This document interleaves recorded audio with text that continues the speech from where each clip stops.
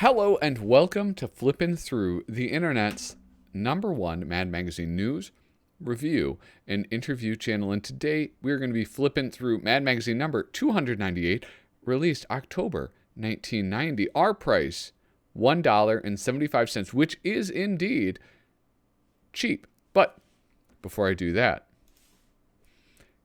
Merry Christmas! Did you think I would forget about you? Do you think just because it's Christmas, I'm not going to have a video ready and prepared for you, my faithful viewer? Of course not. Of course not. And that is why I ask you now, please hit subscribe, hit like, give this video a thumbs up, leave a comment down below. I really appreciate it. That's how this channel grows, and I can't do it without you. Truly, I can't. There's another way to support me, patreon.com/flippinthrough. The link is down below. And I want to thank those people who are supporting me on Patreon right now. Those people being Tom Richmond, David Strickler, Megan McInerney, Shane Buckley, Bobby Weigel, Cam Hayden, Ed Meisinger, Rob Wilson, Rod Mead, Sperry, Andrew Goldfarb, Casey Ori, and Kyle Bridget. Thank you guys so much for your help and your support, and I hope I can keep on earning it. That's it. Now down to business. Why did I select this issue? Well, because Gremlins is like a Christmas movie, isn't it? Am I off center? All right, much better. Gremlins is a Christmas movie, right? I read that online. Somebody mentioned it. And because of the fact that I'm a millennial, if I read something online, I trust it to be true. Yeah, so that's really why I picked this. I saw Gizmo and I was like, yeah, we gotta go with this. I really love this. I really love this cover because one, it kind of gives a hint about the movie. Like it gives you some information about it because isn't it like if the gremlins get wet, they reproduce, and then if you feed them after midnight, what happens? They turn into like the spooky gremlins. But anyway, so you have all of these like little Alfred E. Newmans. And I really like it. I don't know. They like the proportions are more childlike. You know what I'm saying? Like, I don't know. And they're just like these precious little things. And you see all these different, like poses of Alfred. And you don't get that very often. Like many poses, like him climbing or laying down or like this thing. I'm amused by that. So yeah. I just like it. I wonder if this is the MAD straitjacket that he's wearing. That would have been a nice touch. Probably hard to include that detail for the cover, though. Anyway, yeah, 1990. So 1990, this would be an issue that I was really into, and I'm probably seen a lot of it before because, look at this is my brother's issue. This was when we lived in La Crescent, Minnesota. I was like 5 years old. We probably moved away from there shortly after. And so this is like, he held on to it. I inherited his MAD collection. So this is definitely one that I've probably flipped through in my youth. But the 90s for me were a pretty rockin' time for Mad Magazine because, so much of my first impressions were those 90s Mads, even though I got to them years later. So yeah. Anyway, here we are. Look at this. Mad Rock Super Special. I don't have this. This is one that I'm missing. The Super Specials being kind of low on my priority list for getting a complete collection of. I think the paperbacks might be higher on my priority list, if I'm being honest. Here we have the vital features. Let's see if I can predict. The Gremlins PTU, the new Botch. Oh, this is the Gremlins sequel, the new Batch.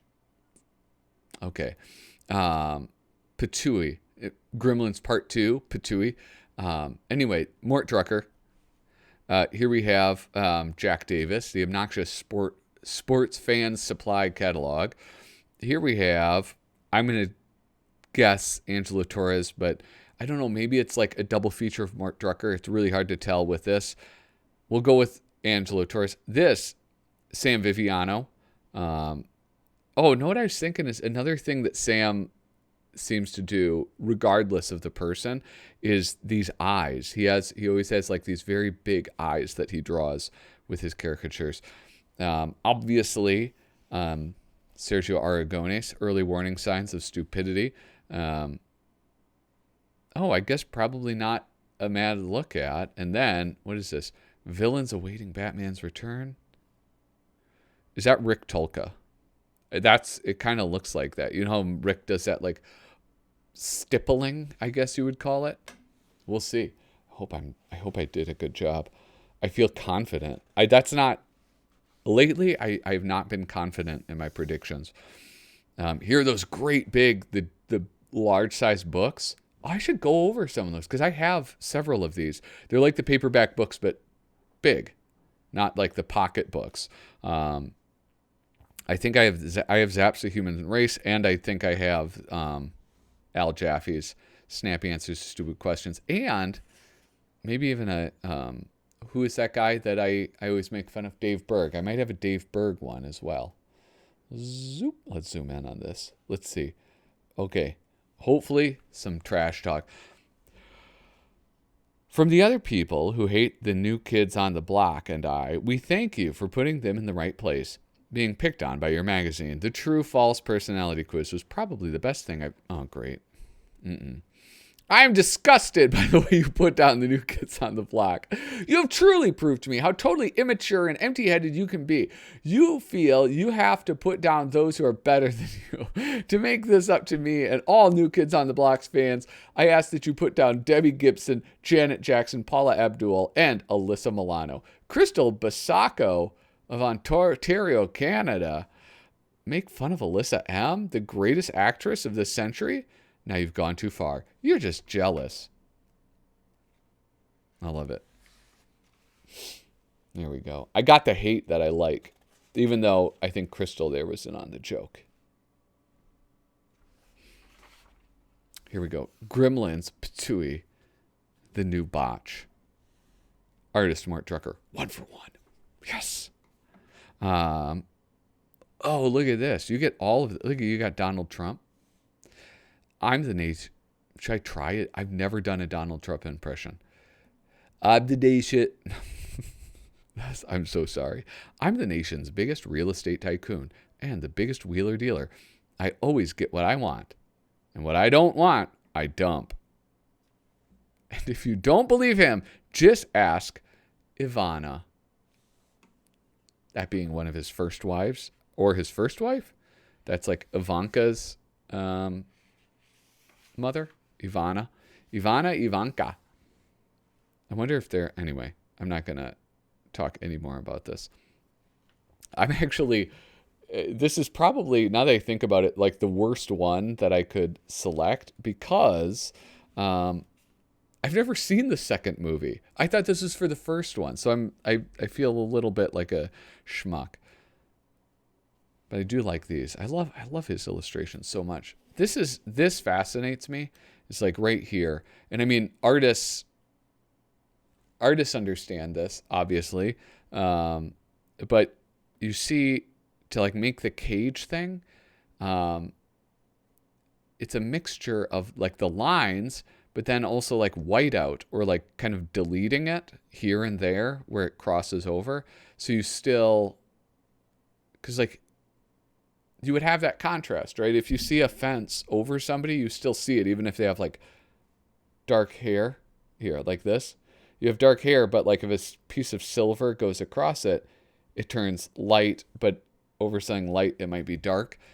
And so I would never think of that, but it's like, as an outsider, that seems like absolute genius, the way that they did that. Yeah, it's great. And it almost like in some spots almost looks like it's casting a shadow. It's fascinating. I wish I understood.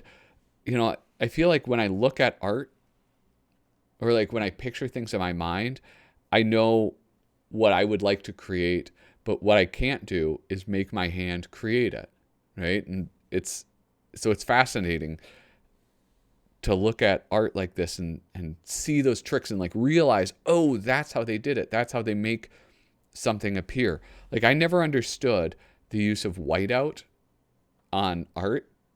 Like, I don't know. I just assumed that they didn't draw there. And like sometimes that's the case, like just leaving that space empty. But other times, it's like they just take white out or something like that, like white paint, or I don't know what it is actually. But anyway, for those of you who know something about art, you have just been rolling your eyes, or probably more appropriately, fast forwarding a drama on page 9.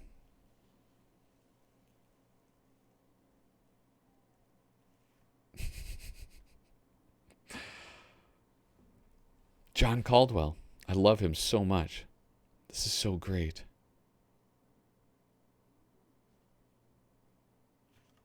Wait, why did the skyline change? Anyway, he fell pretty far back. Here we have really difficult is, and this is Paul Coker doing the artwork and Frank Jacobs writing. I just wanted to show the whole page before I zoom in and check some of this stuff out.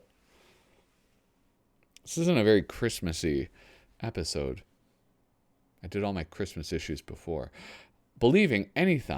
Oh wait, really difficult is believing anything Exxon says. This is around. Wait, that's not even around the time of the Exxon Valdez, is it? Really difficult is centering a Band-Aid on certain body parts on the first try. Why is he putting a Band-Aid on his butthole? Scalping tickets for a New Jersey Miami Nets. Wait, no. A New Jersey Nets Miami Heat basketball. I feel like maybe that made more sense in 1990. Really difficult is maintaining a friendly expression after a friend tells you his Rottweiler can smell fear. Gosh, I just loved it. Look at this hand. I don't know why. I really like how that looks. Why is that? Anyway. Really difficult is looking calm during a physical exam when your doctor suddenly brings out some weird instrument and tells you to take off your clothes. That happens.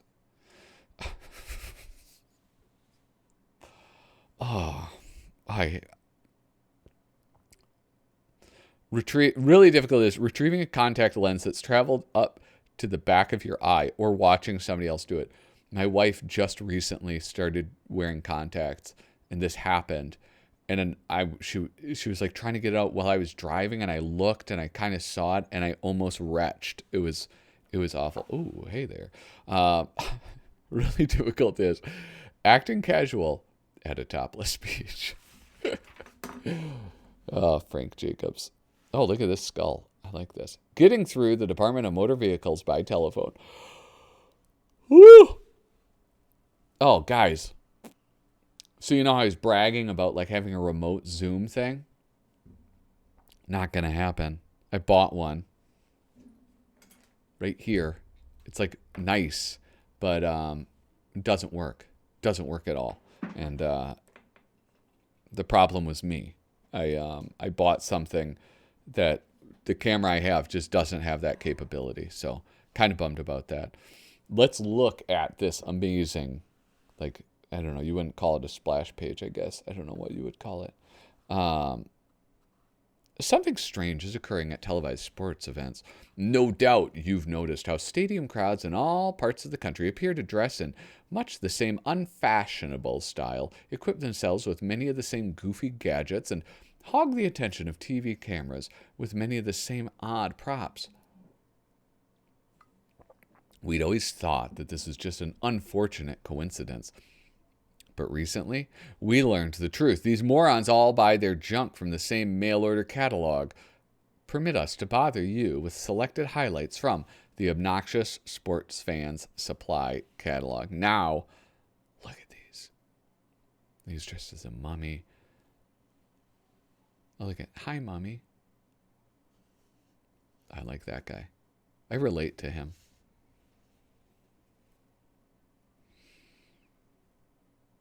Gosh, it's so cool.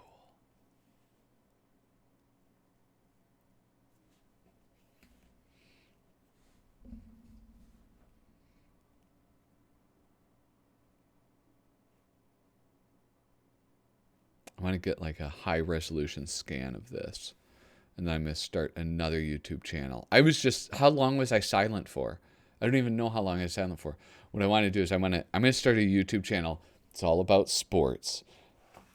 No, I'm not. But that would be cool. That'd be a good one to have as a sports fan, right? Like just have that be on your channel page. Anyway, here we have, I got to zoom in on this, man. What am I thinking? Let's go right here. Improve your chances of catching foul balls with our telescopic handle Bleacherites net. Bleacherites net. Fully extended with his wonder gives you an edge over the ball-hungry fans by letting you catch fouls as far away as second base. Net also enables you to garner time on TV as cameras focus on security guards ejecting you from the stadium. Well, I mean, that happened famously, right? I forget what game it was, but it was during a playoff game, right?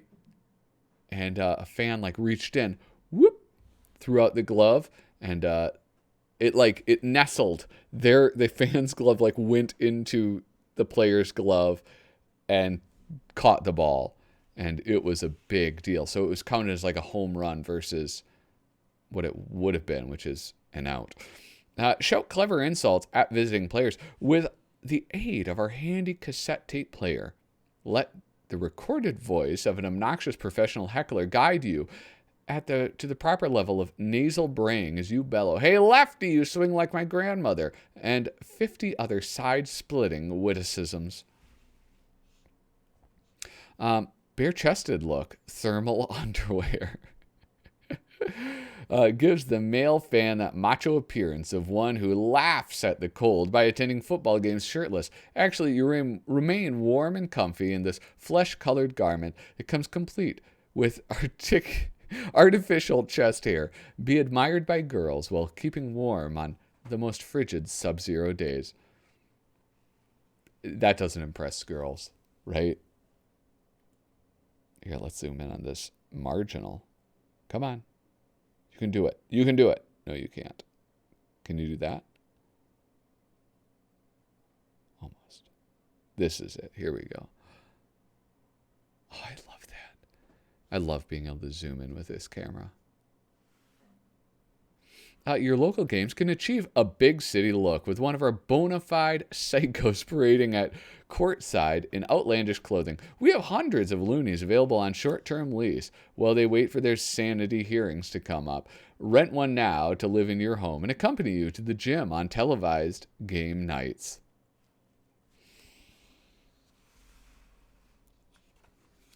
All of these are just so beautiful. This is like, I don't know. It's just fantastic. His artwork. Hey, look behind you. Artist Al Jaffe, writer Mark D'Amico. Again, the somewhat rare, I guess in the 90s, not so much, but I mean, he wasn't doing a ton of stuff in magazine. Like you'd get a lot of snappy answers, but this seems special. This new weather stripping will keep the cold out and save me a few bucks on heating costs. Area radon levels high, airtight homes at greatest risk. I still don't understand what radon is. I know it's like a radiation or something. And I say that the only way to ensure the continued safety of the American way of life is to continually upgrade and maintain a strong nuclear arsenal. Just buying some pills. That's what kids do. The kids are always doing that stuff. I don't know how many times this has been repeated. You got to keep working out. You can't be popular and successful in this world unless you're thin and sexy. I swear, if it weren't for drivers like you, we'd have the safest highways in the world. All I know is that all I hear is that we have like horrible highways and infrastructure, but it seems okay. But at the same time, a bridge did fall down in Minneapolis not that long ago. Oh, I love this. Peterson just got a pit bull. What would make him want to have something in his house that could cause such disaster? This is... oh my gosh. These trash compactors are amazing. I can't believe so much garbage can be packed into such a small space. Here we have the lighter side of. The lighter side of sort of a little bit of everything. There must have been an oil spill. When was the Valdez? I feel like I have memory of the Exxon Valdez, but maybe it's just I'm remembering being told about it so much. Maybe that's what it is.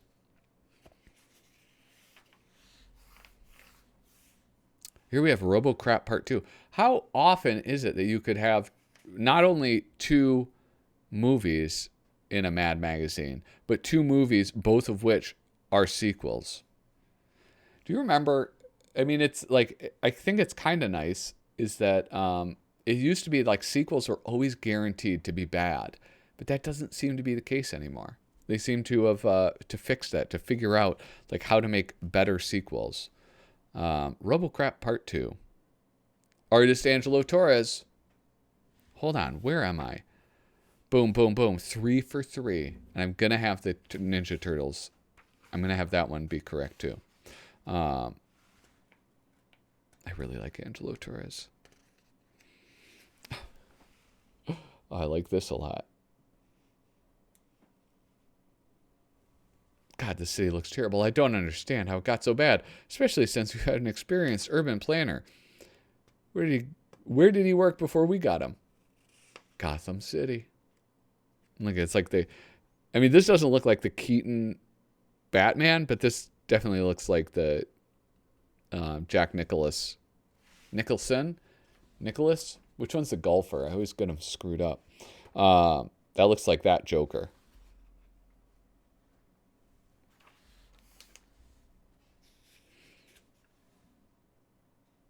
I mean, like it seems like such a great thing to parody for Mad Magazine, RoboCop, because I mean, like this in general, like it's a mechanical man, and so it just seems like there are all sorts of fun jokes you can make.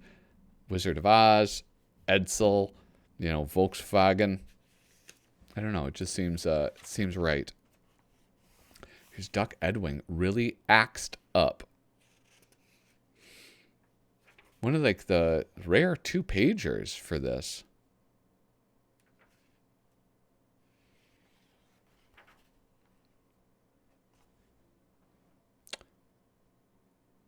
Didn't I just look at this?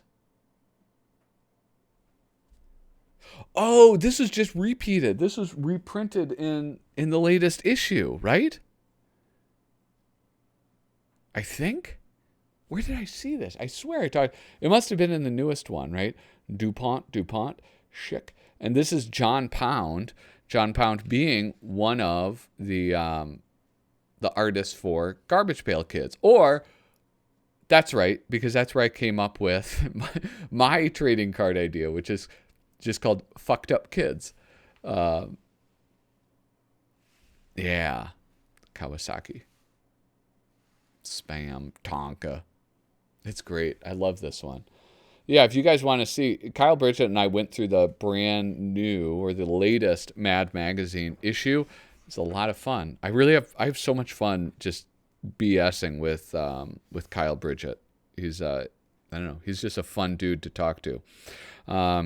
Here's a Clark and Edwing, Clark Art, Edwing Writing, Spy versus Spy. I'm guessing this is really early in their takeover of it. I remember this one. He pulls up, the bars are guns, and he blasts them to bits. Now here we have, this is so weird because there's like, I don't know, maybe I don't understand how time works, and I don't understand how memory works, because I guess I remember this movie coming out. I don't think I saw it in theater. I think I rented it. So who knows, but I remember loving this movie. The Teenage Mutant Ninja Turtles, or the Teen Rage Moolah Nitwit Turtles. Writer Dick DiBartolo, artist Sam Viviano. That's right. 4 for 4. I'm unstoppable, and I'm going to get all of them right. Think you very much. I love his work. It's just so clean. Look at this. I don't know. It's just like, it's like one thing that's hard is that nobody knows who these actors are, right? Like I don't think they went on to do much of anything except Casey Jones. I know like he was on like Law and Order or something. But like this gal and this dude, but it's just, it's wonderful. I love his style. Is clean the word I want? What is it? It just seems so perfect. It doesn't seem like there's a misplaced line on it. Yeah, he's just so fantastic. Look at this one. This guy in the back here. Not Odd Job. Not Darth Vader. Not Miyagi-san. Oh, here we go. Not Groucho, not Harpo, not Chico, not Zeppo. Look at property of Trump Plaza. I mean, there's like, oh, it's so much fun, this chicken fat. It's really something else. Yeah, this movie was great. It really was. Man, oh man. He's Sam Viviano. Sam Viviano is a national treasure. Also, not a turtle. Not a turtle. Oh my gosh. Not Indiana Jones. I wonder how much of this was written in all these different shirts. It's the artists are comedic, the writers are comedic. So I'm kind of interested in knowing like what is the balance of what's Dick DiBartolo telling him include this, and what is his work? Like, what is his input on that? Drama on page 37.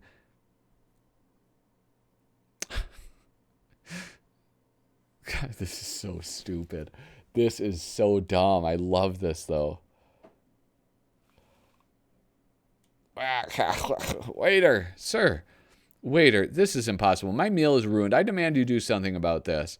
I'm terribly sorry, sir, but after all, you did ask to be seated in the non-smoking section.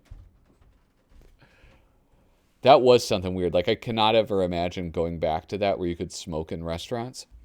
And because that happened, like, they didn't change that until I was like, I had definite memories of being in the non-smoking section. And it's like, you smell it. You absolutely smell it. It's like it's not that great to experience a meal. It's like one of those things where it's like, I'm glad that the world changed in that respect. Not a fan at Nevermind. Okay. No, not Nevermind. I like cigars, but do you know how expensive cigars are? Because they just tax them like crazy. They're so expensive. Anyway, the lambada in everyday life. Wendy Day lambada. Celebrities and paparazzi lambada. Laundromat lambada. 10 items or less lambada. This is Paul Peter Porges, of course. Like, was he taking dancing lessons with his wife? Holiday shopping lambada. All the free shrimp you can eat salad bar lambada. What is strange choice? Here we have Stippood. Oh, I remember this, and I remember thinking this was the funniest thing in the world. And I would do that. I would copy it, like I would write notes, and I'd be like, "I'm not Stippood." Oh my gosh. Mad's handy clues, hints, and tip-offs that you are really unquestionably, without a doubt, stupid. Let's look. Let's zoom in on some of these. And this is, of course, Sergio Aragonés. When you're playing the piano, you frequently lose your grip on the bow. You go to bed and accidentally fluff up your head. You're absolutely convinced that nostalgia is a thing of the past. You go to bed and purposely fluff up your head. You purchase season tickets to the Super Bowl. You have trouble picking your shadow out of a crowd. I love the look of panic that he has. You find yourself wondering which branch of the military Captain Kangaroo is in. You fret over the fact that they never mention what a hurricane's last name is. You go to bed and family members attempt to fluff up your head. I do really like this one, the one they used for the vital features. Your biggest worry about marriage is getting that little ring over your loved one's head, down their arm and onto their second finger. All right, what is this now? This is a little bit of everybody. Oh my gosh. You guys, this is like a 30-minute thing. I'm already over time. Holy smokes. Endangered species of the music world.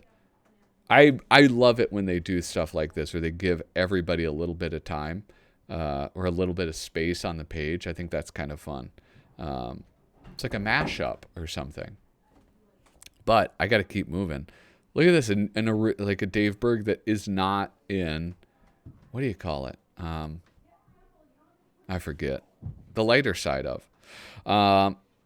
Villains awaiting Batman's return to TV. Artist Rick Tolka. Got him. It's perfect. Look at that. Boy George. Who's this guy? I don't know. The Mad Curses. What should I do? Okay, maybe I'll do this fold in. That's what I'll do. What have we gotten out of George Bush's 1,000 points of light so far?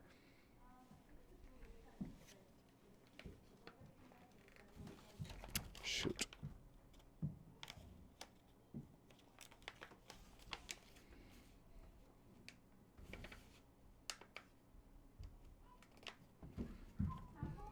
A lot of bull. That's so cool. I love that. That's such a neat visual.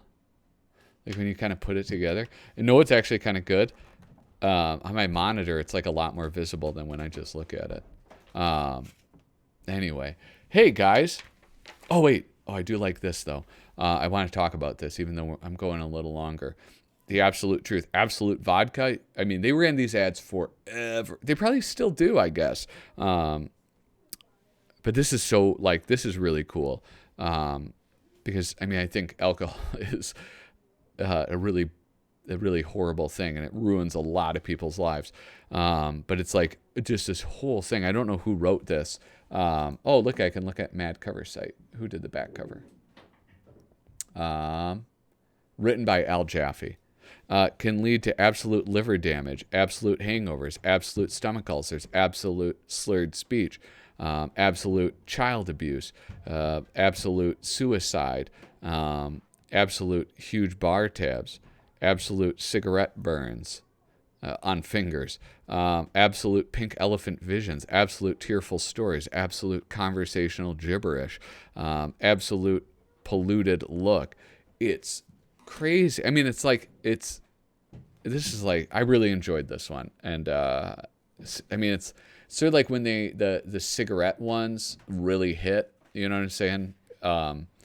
It's something special. And to me, this is like really chef's kiss, as they say, you know what I'm saying? Anyway, guys, hey, thank you so much for watching. I hope you all have a very Merry Christmas and a Happy New Year. Toodaloo.